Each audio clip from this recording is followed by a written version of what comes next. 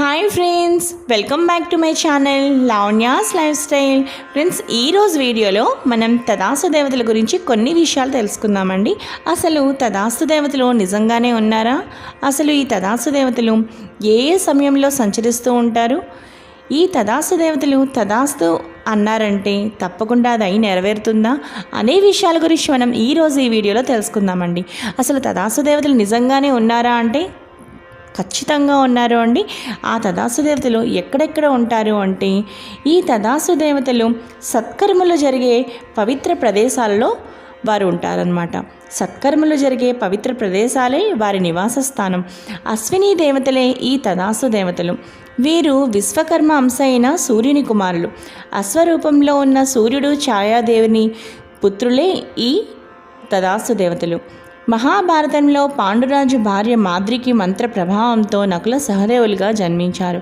అంతేకాదు ఆయుర్వేదాన్ని దక్ష ప్రజాపతి నుంచి అభ్యసించి ఇంద్రునికి నేర్పించారు.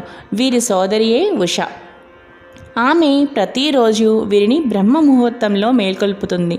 ఆ తర్వాత వారు తమ సోదరి ఉషను ముందు కూర్చోబెట్టుకుని రథాన్ని అధిరోహించి తూర్పు నుంచి పడమరకు ప్రయాణిస్తారని పురాణ వర్ణన. ఏం మాట్లాడినా తదాస్తు దేవతలు ఉంటారు జాగ్రత్త అని మనల్ని పెద్దలు హెచ్చరిస్తూనే ఉంటారు. ముఖ్యంగా సంధ్యా సమయంలో ఈ దేవతలు సంచరిస్తారని అంటారు. పదే పదే చెడు మాటలు వ్యక్తం చేస్తే అదే జరిగిపోతుందట. అంతేకాదు తదాస్తు అనేది స్వవిషయంలోనే వర్తిస్తుంది. ధర్మానికి విరుద్ధంగా ఉచ్చరించకూడని మాటలను పదే పదే అంటే దేవతలు వెంటనే తదాస్తు అనేస్తారు. వీరినే తదాస్తు దేవతలు అంటారు. సంధ్యా సమయంలో స్వవిషయాలను పలుమార్లు అంటే ఆ దృశ్యాన్ని చూసిన దేవతలు తదాస్తు అంటూ ఉంటారు.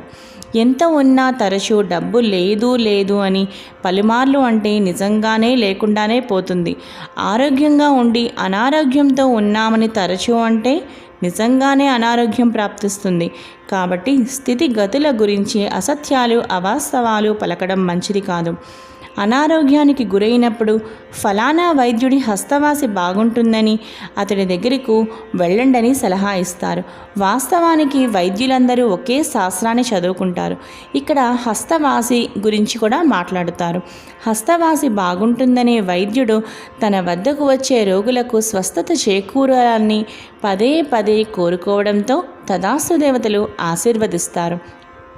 దాని ప్రకారమే అతడిని సంప్రదించే వారికి వ్యాధులు తగ్గుముఖం పట్టడం, దీనివల్ల మంచి పేరు రావడం చోటు చేసుకుంటాయి. చెడు విషయంలోనూ ఇదే వర్తిస్తుంది.